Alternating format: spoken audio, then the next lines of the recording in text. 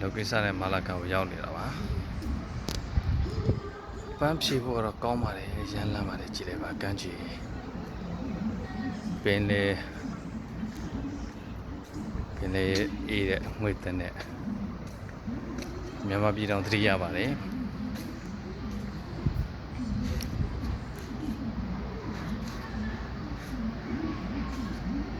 ကျွန်တော်တို့မြန်မာနိုင်ငံကတဲတွေတိတ်ပြီးတော့အသုံးမကျပေမဲ့ဒီနိုင်ငံမှာတဲကို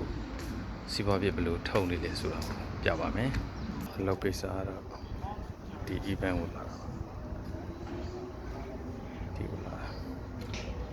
လောက်ကိစ္စနဲ့တဲဟောနာကကျွန်တော်ပြောတဲ့တဲထုတ်တဲ့နေရာ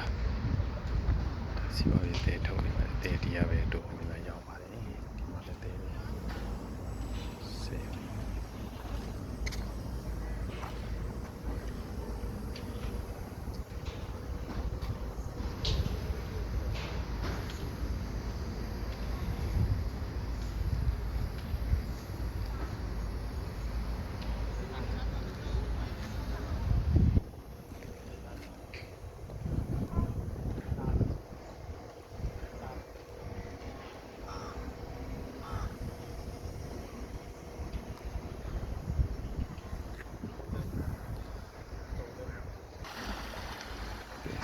Casa,